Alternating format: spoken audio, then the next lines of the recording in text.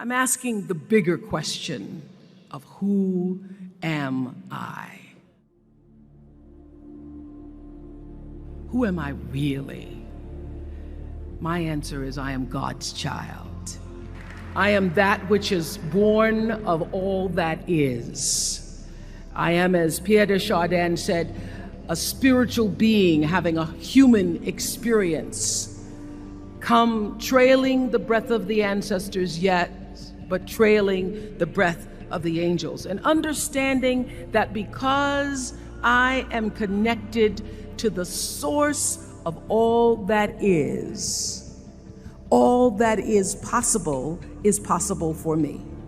And what do I want? I don't want to just be successful in the world. I don't want to just make a mark or have a legacy.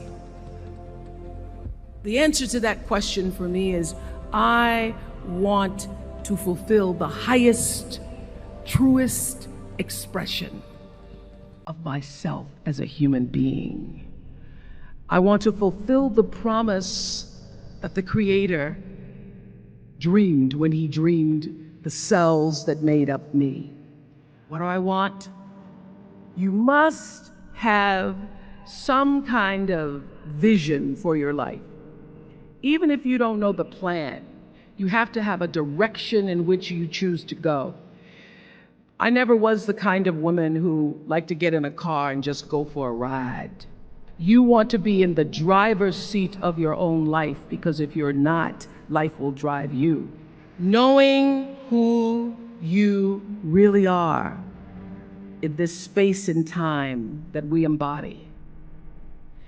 That's number one. What do you want? Who are you?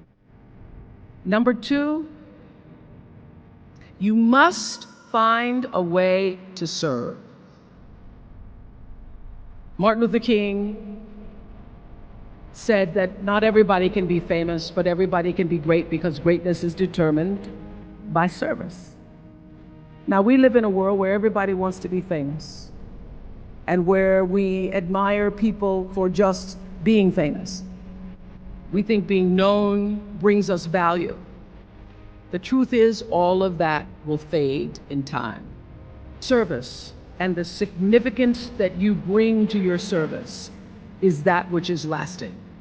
So to be able to, whatever your occupation or job or talent or gift is, our honorees today getting doctorate degrees, to apparently opposite fields, HIV and AIDS and the spoken word.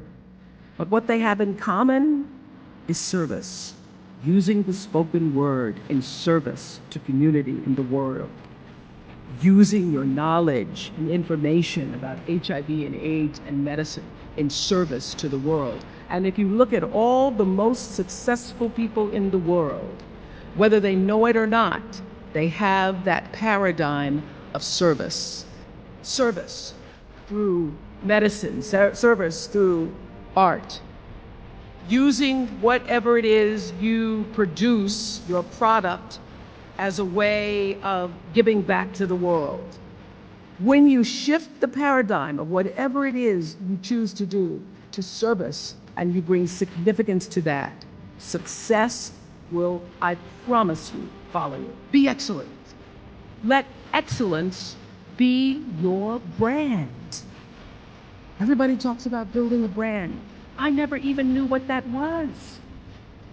When people would say, you're a brand, I would say, no, I'm just Oprah. What I recognize now is that my choice to, in every way, in every example, in every experience, to do the right thing and the excellent thing is what has created the brand. Years ago, I did an ad for Revlon for an ad they were doing called Unforgettable Women. And what I know is that when you are excellent, you become unforgettable. People remember you. You stand out. Regardless of what it is, you become an unforgettable woman. And that is what we all want. We want to be unforgettable and not forgettable. So doing the right thing, even when nobody knows you're doing the right thing, will always bring the right thing to you. I promise you that. Why? Because the third law of motion is always at work. For every action, there's an equal and opposite reaction. That is so true in all of our lives. Everything you even try to do to me, already done to you.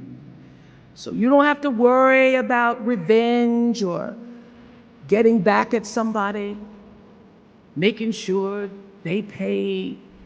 You just have to do the right thing, and the right thing will follow you even when people don't support it. I remember many times on my show. There are many shows y'all never saw. And the reason you didn't see them is because I got the last vote. The most important thing I have come to know in doing the right thing and making the right choices is understanding what we talked about yesterday. All of you leaving here have the potential for enormous success. There's a price that comes with that. People don't always like you, and they're not always happy for you.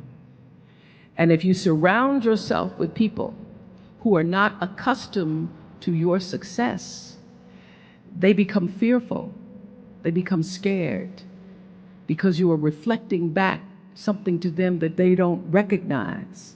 People who want the best for you want you to be your best. So my greatest advice to you is to surround yourself with people who are going to fill your cup until your cup runneth over. I'm so full, my cup runneth over.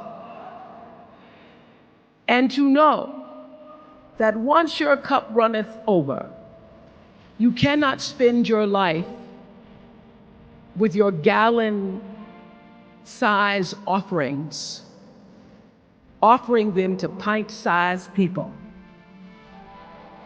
You have got to surround yourself with gallon-sized people who can hang in the same company with you, so that you're not offering your gallons to those little pints out there who can't hold it anyway. The biggest choices begin and end with you, your internal big questions. Who do I want to be in the world? My relationship to source energy, to all that is God. Your experience of that which is all life, which is divine and universal. Being connected and aligned with that. When you are tuned in and charged into that, whenever you feel empty, you go inside yourself and you connect to the source, and you know that all things are possible.